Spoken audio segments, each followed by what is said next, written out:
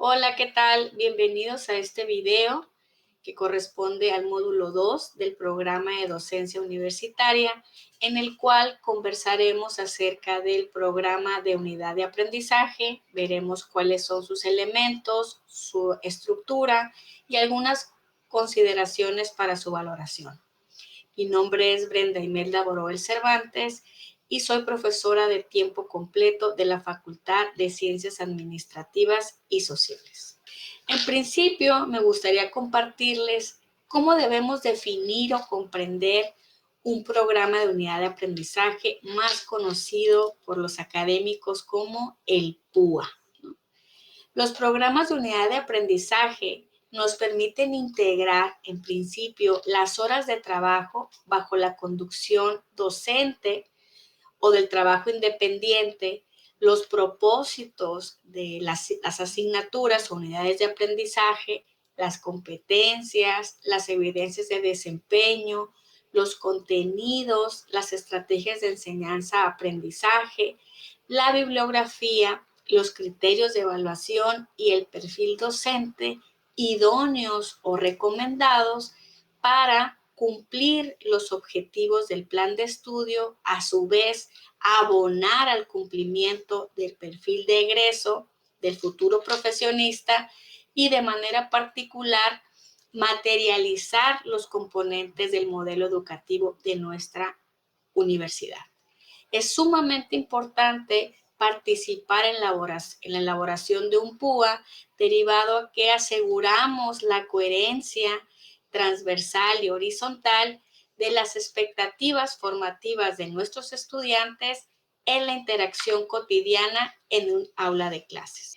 ¿Cómo se conforma un PUA?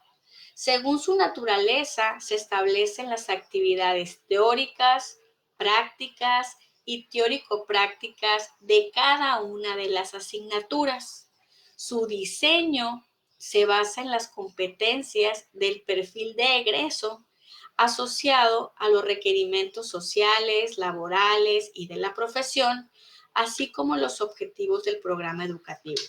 Me gustaría compartirles que para que nosotros como académicos podamos materializar un PUA, fue necesario un gran esfuerzo de evaluación externa de nuestro programa educativo para atender estas áreas que manifiestan necesidades como es el espacio social, laboral y de la profesión, en la cual se insertarán nuestros egresados de cada programa educativo.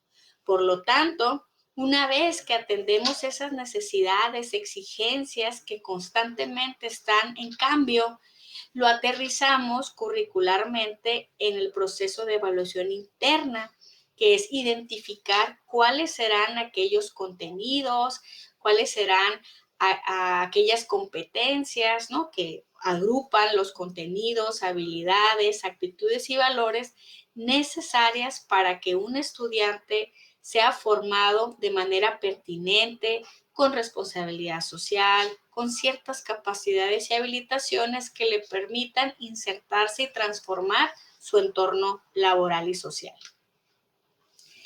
Como les comentaba hace un momento, es importante como académicos conocer nuestro modelo educativo. Nuestro modelo educativo es la razón de ser filosófica, pedagógica, curricular de todos los planes y programas de estudio de la universidad. De manera particular, en este video me gustaría rescatar los componentes que impactan directamente en la elaboración de un PUA. En principio, el aprendizaje centrado en el alumno, el enfoque por competencias, las modalidades de aprendizaje, la extensión y vinculación y la movilidad.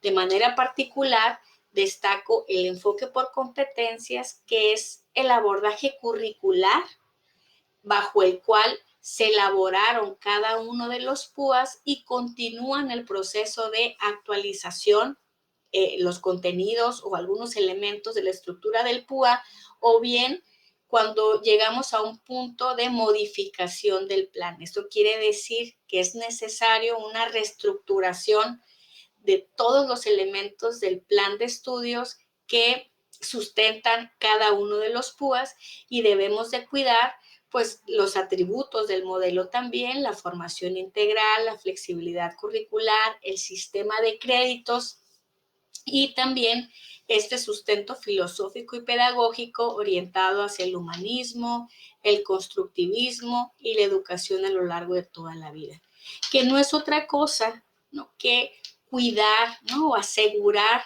de mejor manera esta interacción curricular de manera transversal, que la formación sí sea con alto nivel de calidad en el desarrollo de competencias de la disciplina en la cual se encuentra inserto el PUA, pero también es muy importante abordar la formación integral referida en la participación de los estudiantes en otras modalidades de aprendizaje como son los OMA, en la participación en actividades vinculadas a la docencia, ya sean programas de vinculación con el entorno laboral, social, o bien participación en programas o proyectos de investigación que le permitan al estudiante desarrollar de manera adicional o paralela competencias en esos ámbitos. De igual forma, es importante promover en los estudiantes la adquisición de un segundo idioma desde el inicio de su proceso formativo, al igual que su participación en actividades culturales, en actividades sociales que van moldeando, ¿no?, su competencia profesional para integrarse pues al mundo laboral. Ahora bien, vamos con los elementos claves de su estructura. Si nosotros entramos a cualquier sitio de alguna unidad académica de aquí de la UABC, ¿no?, a nivel estatal, o bien ingresamos a la página del Departamento de Apoyo a la Docencia y la Investigación, podemos encontrar los formatos que se utilizan al interior de la universidad para desarrollar un PUA. Cuando entramos a las unidades académicas, por lo general encontramos los PUAs ya elaborados que dan sentido a un trayecto formativo de un programa educativo en particular.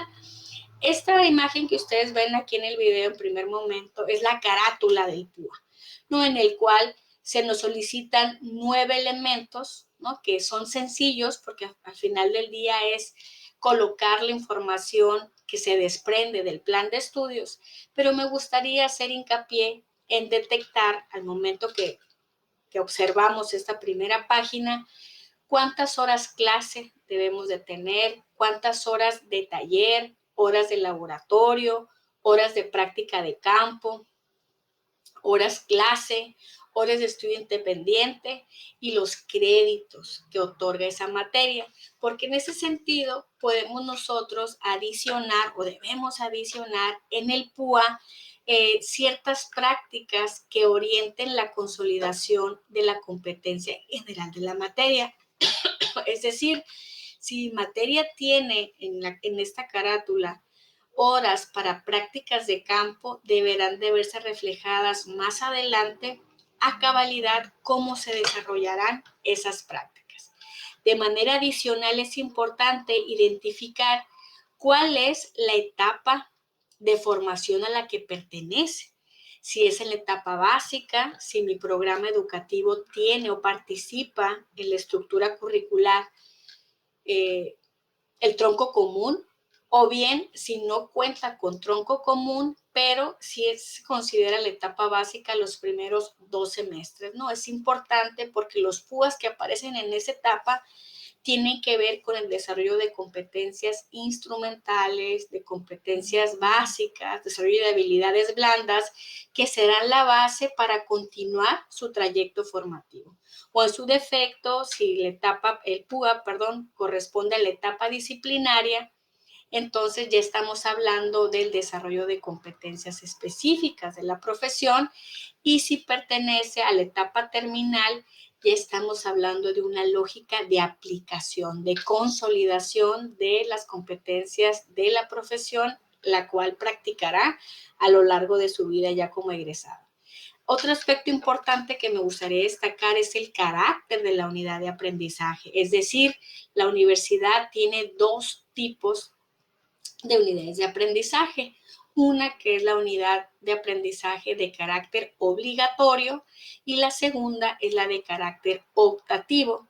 La de carácter obligatorio tiene que ver, como su nombre lo dice, que por obligación, o sea, de manera altamente recomendada e indispensable, el estudiante tiene que cursarla, y la optativa responde al modelo de flexibilidad curricular donde el estudiante de una gama de propuestas de unidades de aprendizaje optativa para su carrera por etapa formativa puede elegir cuál materia o cuál unidad de aprendizaje puede cursar y cuál no en ese momento.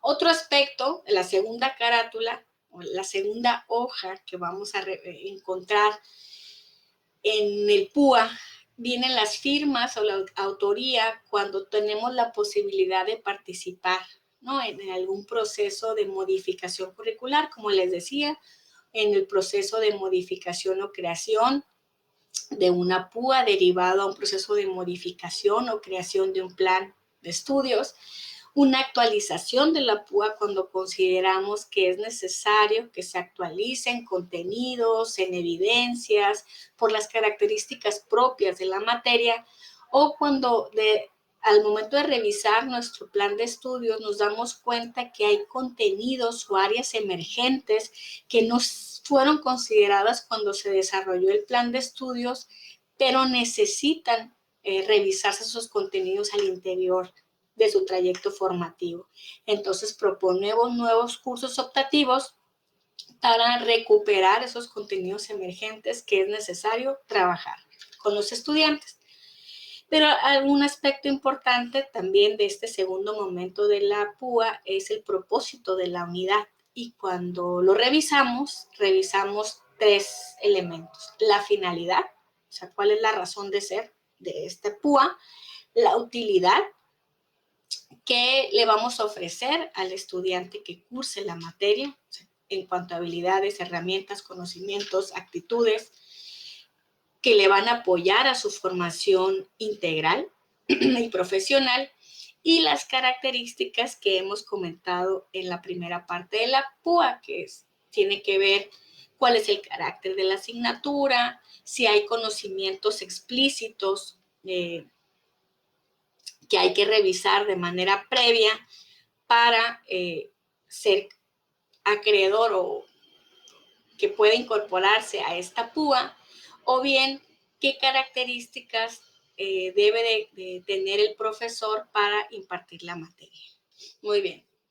En cuanto a la competencia general de la unidad de aprendizaje, que me gustaría compartirles como tercer momento de los elementos clave de su estructura, a diferencia del propósito de la unidad de aprendizaje, tiene que ver con concretar, ¿no?, algunos procesos que tiene que cumplir el estudiante como evidencia de acreditación de esta asignatura. Aquí definimos el desempeño que debe de lograr el estudiante como resultado de ese aprendizaje o aprendizajes logrados durante la estancia en la unidad de aprendizaje. Para la formulación de la competencia general es muy importante dar respuesta a estos 4 cuestionamientos. ¿Qué va a hacer el estudiante? Que lo referimos a través de una acción a demostrar. Es decir, en la redacción colocamos un verbo en infinitivo a partir del nivel de aplicación y el objeto donde recaerá la acción, y para ello podemos apoyarnos de la taxonomía de Bloom, taxonomía de Marzano, o bien en la página del Departamento de Apoyo a la Docencia y la Investigación podemos encontrar una tabla taxonómica que nos apoya en identificar cuál es ese verbo infinitivo que refleja la acción máxima a la cual queremos llevar al estudiante al momento de cursar esta unidad de aprendizaje. ¿Cómo lo va a hacer? ¿A través de qué medios, circunstancias, herramientas, técnicas, métodos, procedimientos, revisión de referentes teóricos, normas, leyes, entre otros. ¿Por qué nos colocan diversas posibilidades para retomar en la acción? Porque estas dependerán del tipo de contenido de que vamos a trabajar esta PUA. Somos los cómo vamos a lograr, a través de qué medios vamos a lograr que el estudiante alcance esta acción máxima que acabamos de colocar al principio de la competencia. ¿Para qué? Bueno, el para qué se refiere a la finalidad, ¿no? ¿Cuál es el propósito, razón de ser de que esta acción en concreta se lleve a cabo? Y con qué actitudes y valores son muy importantes, porque como les comentaba hace un ratito, en este aspecto de la competencia aseguramos de manera explícita esta formación integral, esta formación humanista, este componente centrado en el estudiante, donde no solo se redacta aquella habilitación en temas profesionales, sino que además se agrega un componente valoral subjetivo que nos permite esta consolidación de la responsabilidad, de la honestidad, de la disciplina, la actitud crítica, proactiva de nuestros estudiantes en cada una de las sesiones de clase. Otro aspecto importante también tiene que ver con las evidencias de aprendizaje. Estas evidencias de aprendizaje tienen una participación importante en el desarrollo de la PUA, porque a través de ellas podemos concretar o dar evidencia de que la competencia se ha cumplido, en qué nivel se ha cumplido o bien si no se ha logrado cumplir. Entonces, la evidencia de aprendizaje como concepto es una prueba determinante de lo aprendido en un proceso formativo. Para establecer las evidencias de aprendizaje debemos de considerar lo siguiente: evaluar los procesos formativos y no actividades específicas, integrar características, cualidades o atributos de los cuales deben de ser observables y evaluar objetivamente la competencia del curso. Son 3 lineamientos que no son sencillos, pero cuando los articulamos de manera coherente y exhaustiva, el trabajo de la evaluación durante el curso se facilita muchísimo más. El PUA puede contener hasta 2 evidencias de aprendizaje de acuerdo con el alcance y la competencia general de la unidad, que veíamos en la parte de arriba, y la naturaleza de la asignatura. Si se acuerdan, la etapa formativa en la que se encuentra, y el otro componente es el carácter de la unidad, ¿no? Si es obligatoria y es optativa. Y aquí podemos encontrar de 3 tipos en cuanto a las habilidades de aprendizaje. El primero es de producto, y su nombre lo dice. Todos aquellos entregables que le solicitamos al estudiante a fin de la unidad o a fin de algún tema o al fin de la materia, que nos dan evidencia de que al momento de entregarlo está cumpliendo o se está habilitando en la adquisición de una competencia específica en particular, no cuando son durante el curso.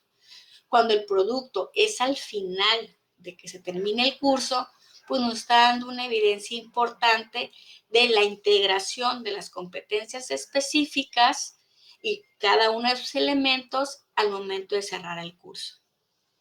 Las evidencias de aprendizaje de desempeño es una demostración del dominio de competencias para resolución de tareas específicas. Por ejemplo, alguna práctica, alguna conducción de clase, también conocidas como exposiciones, algún trabajo quizá de campo donde se requiera que se realice alguna entrevista fuera del aula, manejo de algún material, equipo, trabajar algunos ejercicios a partir del aprendizaje basado en resolución de problemas, o el aprendizaje basado en el análisis de casos. Nosotros podemos, a través de pequeñas tareas o actividades, ir acompañando al estudiante en la adquisición y fortalecimiento de las competencias durante el curso. Y las evidencias de aprendizaje de conocimiento es cuando, como docentes, verificamos el dominio de contenidos y su aplicación. En este sentido o en esta área podemos identificar exámenes, de conocimiento de cualquier tipo, desde opción múltiple, abiertos, cerrados, verdadero o falso, exámenes que nos permiten desarrollar un poco más este razonamiento de resolución de problemas, que es el caso que nos presentan acá, resolución de problemas, estudios de caso, entre otros, pero son ejercicios al cual ubicamos al estudiante para demostrar, ¿no?, que tiene un nivel de conocimiento apropiado o el que estamos buscando para ese momento del curso.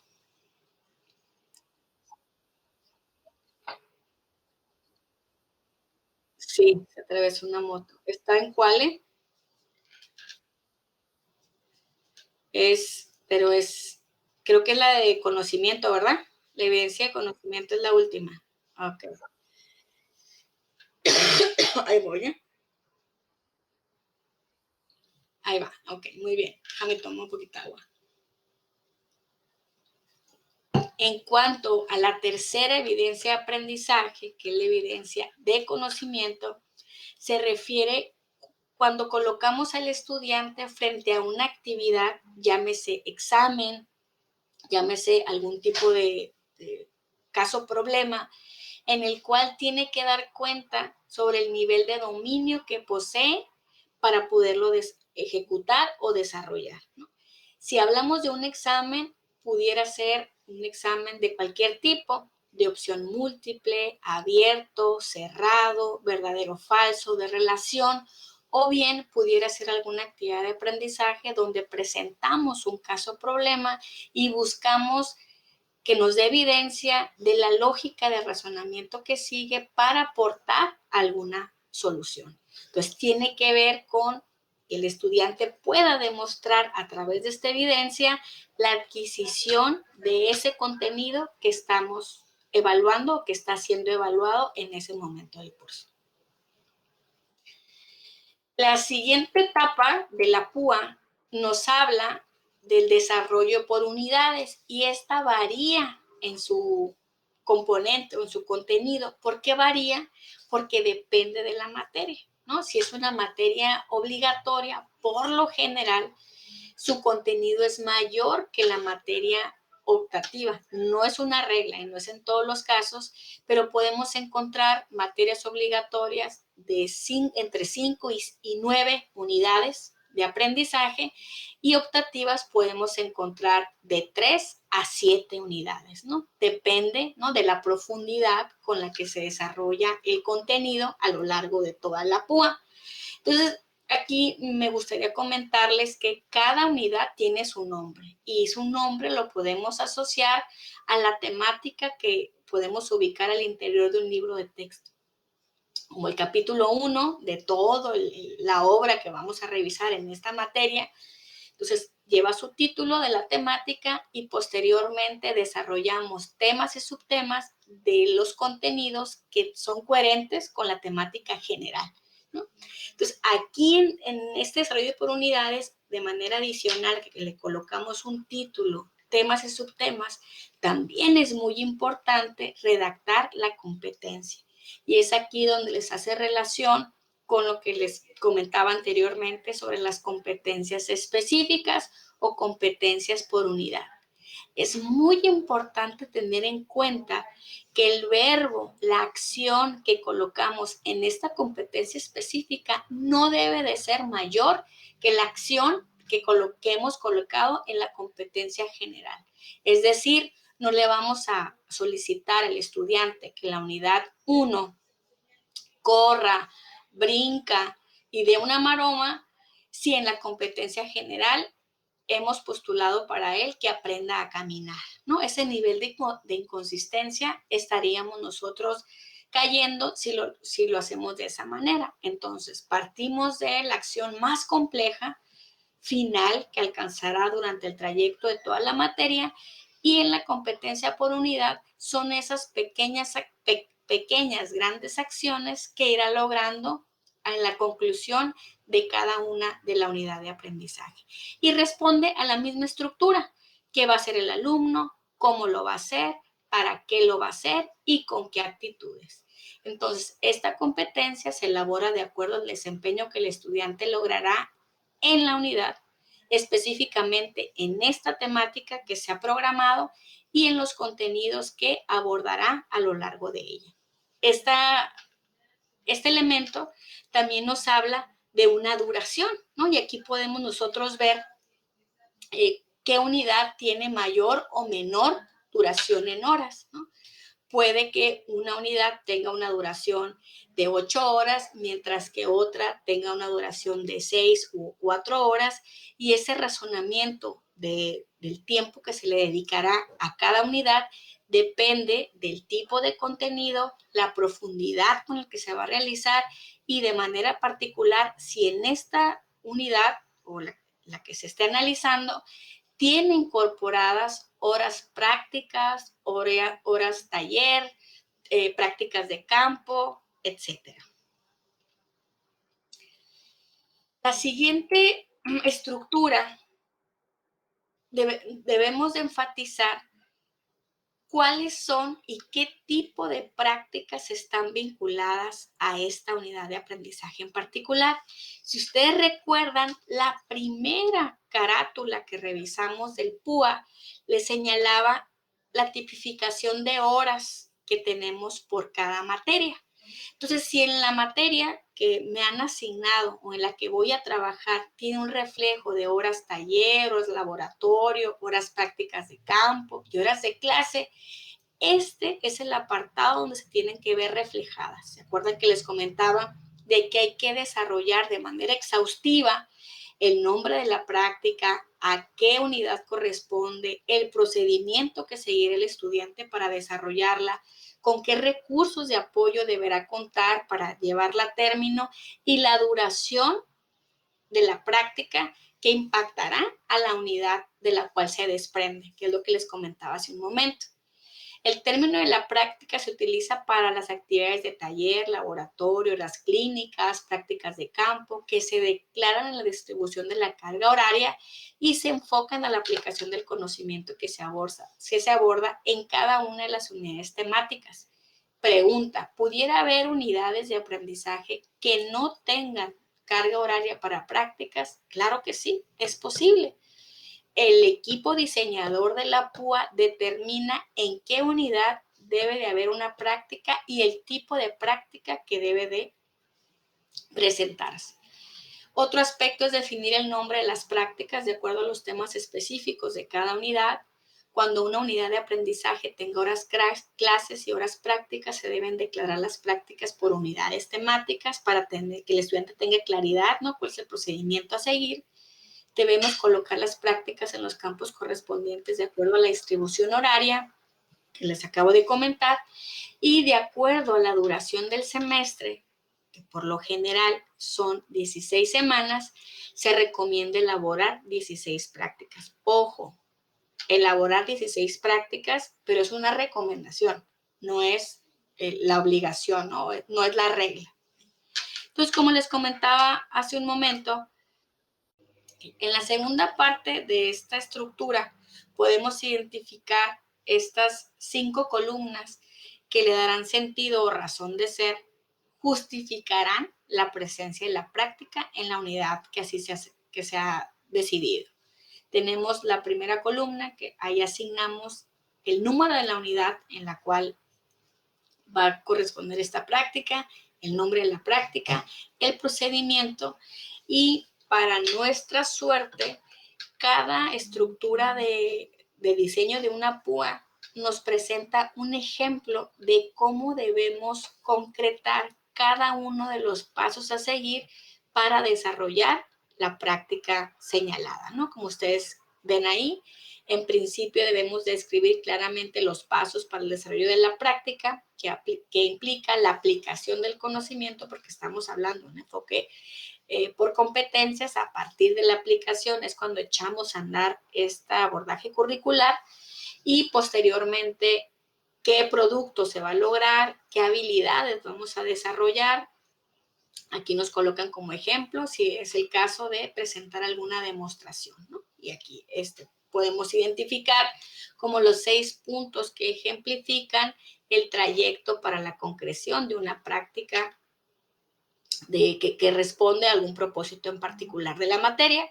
Como recursos de apoyo, pues se tiene que ver con todo aquel material, ¿no?, físico, aquel material digital, ¿no?, electrónico, que debe de tener en cuenta el estudiante para poder concretar cada uno de los pasos que se solicitan de manera inmediatamente anterior, ¿no?, para cumplir con la práctica. Y otro aspecto muy importante es cuál es la proyección de tiempo que como responsable del diseño de la PUA sugerimos para que el estudiante invierta en el desarrollo de la misma, y cuando es un conjunto, pues de cada una de las prácticas. Siguiendo con el tema de la estructura del PUA, ahora nos encontramos el método de trabajo. Este método de trabajo es un espacio importante en el cual el académico, o los y las académicas, debemos de reflexionar porque son las formas o estructura que le vamos a imprimir a cada una de las sesiones de nuestras clases al interior del aula, o bien a partir de qué dinámicas, estrategias o técnicas vamos a desarrollar las actividades que se derivan fuera del aula. El docente puede utilizar las estrategias de acuerdo al tipo de contenido que va a trabajar, el tipo de materia con la cual está trabajando, o bien el tipo de estudiantes que tiene el aula de clases. Es muy importante rescatar que si bien la prioridad es determinar las estrategias de enseñanza para favorecer el aprendizaje en nuestros estudiantes, apegados al tipo de contenido, al tipo de materia, también es muy importante reflexionar sobre estrategias de enseñanza que favorezcan la educación para la diversidad. En nuestra aula de clases podemos identificar estudiantes con alguna discapacidad, con alguna condición, alguna diversidad cultural, en el cual es importante recuperar aquellas estrategias que de manera adicional favorecen y facilitan el aprendizaje, también favorecen e impulsan la inclusión y la equidad educativa al interior y fuera de nuestro aula de clases. Y lo logramos a partir de el diagnóstico y reconocimiento de la diversidad en la que viven nuestros estudiantes, y 2, ajustando nuestras planeaciones de clase y nuestros derivados de los programas de unidad de aprendizaje con estrategias que tienden a favorecer entornos diversos para generar aprendizajes significativos y con sentido personal y profesional.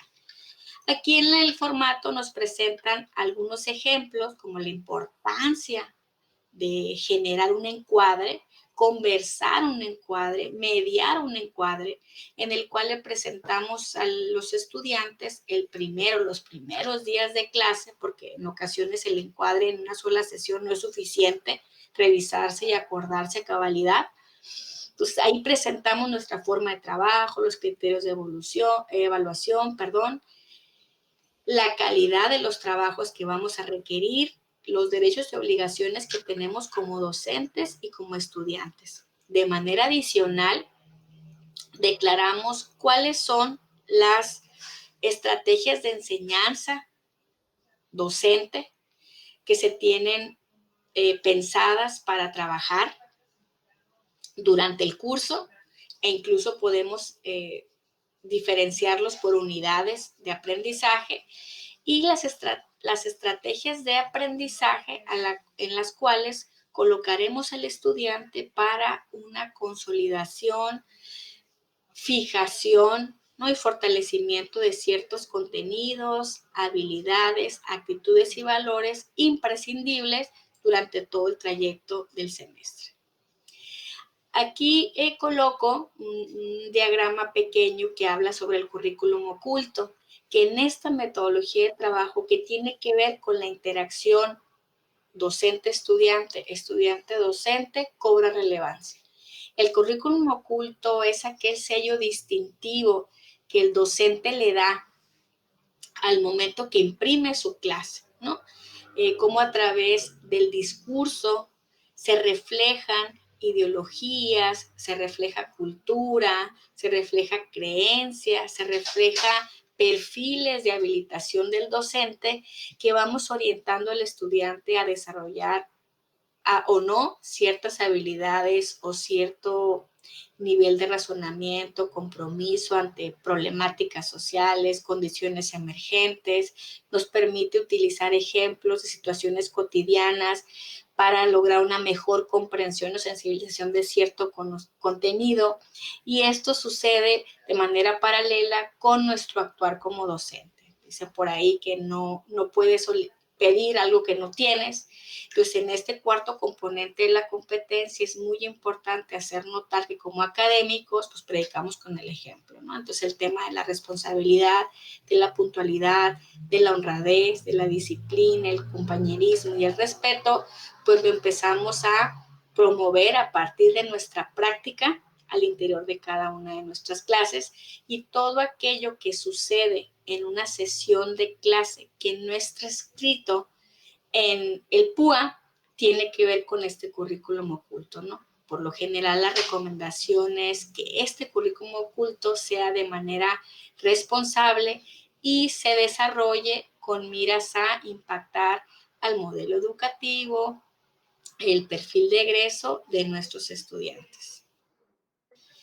Casi para finalizar, encontramos los criterios de evaluación, ¿no? Y esos criterios de evaluación, de igual forma, tienen que ser coherentes con la metodología de trabajo, la cantidad de unidades y competencias específicas y general de este PUA.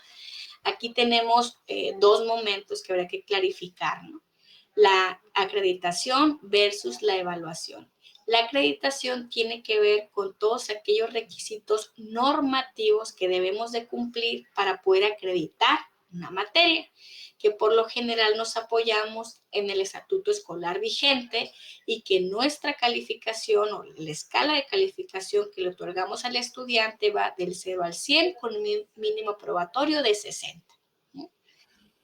Los criterios de evaluación corresponden a las evidencias de aprendizaje, de producto, de desempeño y de conocimiento que platicábamos hace un momento. Aquí es donde se reflejan los pesos que le vamos a dar, dando un total al 100%. La evidencia de aprendizaje debe de reflejarse en este apartado y tener un porcentaje considerado en la calificación total. Como referencias, tenemos dos elementos importantes a considerar. Una, que son las básicas, y el otro rubro, que son las complementarias. Aquí en las básicas hay ciertos requisitos que hay que cumplir: que haya sido utilizada en la unidad de aprendizaje, que sea esa fuente y no otra la que vayamos a consultar en cada una de las unidades de aprendizaje, que tenga una vigencia máxima de 5 años de su publicación, o bien, si requerimos revisar algún autor que inició hace algunos años ya su trayectoria en la temática a revisar, habría que colocar ahí entre corchetes que es una referencia clásica. Hay que incluir al menos una referencia electrónica. La referencia impresa debe estar disponible aquí en biblioteca de manera preferente. El 20% de la totalidad de referencias debe de ser en inglés. Debe incluir todos los datos bibliográficos de la obra. Hay que unificar, de acuerdo con la disciplina, un estilo de referencias, como los que nos aparecen aquí: APAR, Vancouver, iStyle, Chicago, entre otras. Deben de aparecer, ¿no?, por orden alfabético, y aquí nos colocan algunas propuestas de ejemplos de acuerdo a, aquí al APA, ¿no?, la estructura de colocarse una fuente como es un libro electrónico o un documento en internet, ¿no? Entonces, las referencias básicas, recupero, son todas aquellas que deben de revisarse de manera obligatoria al interior de la unidad de aprendizaje. Y las complementarias son aquellas igualmente importantes o pertinentes, pero no tan indispensables como las básicas, ¿no? En dado caso de que queramos darle al estudiante alguna oportunidad de que lea otro autor cómo interpreta, cómo ejemplifica lo que la fuente básica quizá no le queda muy claro. Entonces, hacemos mención de las referencias complementarias que también deben de estar disponibles para su revisión. Siguiendo la estructura del PUA, para finalizar, podemos encontrar el perfil docente. Este elemento es un elemento de reciente incorporación. Digo, no quiero decir que el año pasado, pero tiene poco tiempo en la estructura. Y a raíz de su propuesta y validación, hemos logrado identificar los mejores perfiles para poder impartir una materia o no hacerlo. Aquí incluimos características como el grado académico necesario que un estudiante por recomendación, que un profesor por recomendación debe de tener. O sea, recomendamos, voy a repetir, el grado académico que un profesor o profesora debe de tener para impartir la materia, su experiencia laboral y docente y algunas cualidades que pudiéramos destacar para llevar a buen término la impartición de esta materia por la naturaleza de la misma, no por otra cosa. También nos presenta en la estructura una descripción ejemplo de cómo debemos de colocar este perfil. Por ejemplo, el docente que imparte la unidad de aprendizaje máquinas de corriente directa y síncronas debe contar con un título de ingeniero eléctrico o área afín, con conocimientos avanzados de teoría electromagnética aplicada y máquinas de corriente directa y síncronas, preferentemente con estudios de posgrado y 2 años de experiencia docente, y como cualidades, ser proactivo, analítico y que fomente el trabajo en equipo. Seguramente estas cualidades fueron seleccionadas y descritas para impactar de manera positiva en la PUA en cuestión. Y para finalizar este video, les presento una tabla para valorar la pertinencia de la PUA. Esta tabla la podemos encontrar en la guía metodológica para la modificación de planes y programas de estudio al interior de la UABC. Y son una serie de cuestionamientos que podemos hacernos a manera de una valoración interna propia del equipo que está diseñando esta PUA, previo a que se vaya a una revisión externa por los expertos analistas en el DADE. Existe congruencia en la distribución de las asignaturas de acuerdo con los propósitos y competencias por etapa de formación. El dominio de otros idiomas es pertinente y suficiente en relación con la profesión. Las competencias generales de los PUAs contribuyen al cumplimiento del perfil de egreso. Los contenidos de los PUAs son pertinentes, suficientes y actuales. Las referencias bibliográficas de los PUAs son pertinentes, suficientes y actuales. La metodología de trabajo que declaramos en los PUAs es pertinente de acuerdo con el modelo educativo de la UABC que veíamos hace unos momentos. Los criterios de evaluación descritos en los programas de unidades de aprendizaje atienden a una evaluación integral por competencias. Las evidencias de desempeño son congruentes con la competencia y contenidos de los PUAs. Y finalmente, el perfil docente declarado en los programas de unidades de aprendizaje es idóneo para su impartición. Entonces, terminamos nosotros nuestra checklist y podemos tener un resultado anticipado, como les comento, de la pertinencia, suficiencia y actualidad o actualización o vigencia, mejor dicho, de la propuesta de PUA que estamos nosotros colocando para la revisión externa por el personal de la universidad. Bueno, por mi parte es todo lo que tenemos preparado en esta sesión. Espero sea de utilidad y particularmente que nos invite a la reflexión de cuál es la razón de ser de cada uno de los elementos que le dan estructura a la PUA y de manera particular cómo a través de nuestra interacción docente en el aula con los estudiantes o bien en las prácticas de campo de vinculación o de investigación, logramos la concreción de las competencias profesionales, el perfil de egreso, los objetivos del plan de estudios y de manera particular concretamos en la realidad los componentes del modelo educativo de nuestra universidad. Muchas gracias.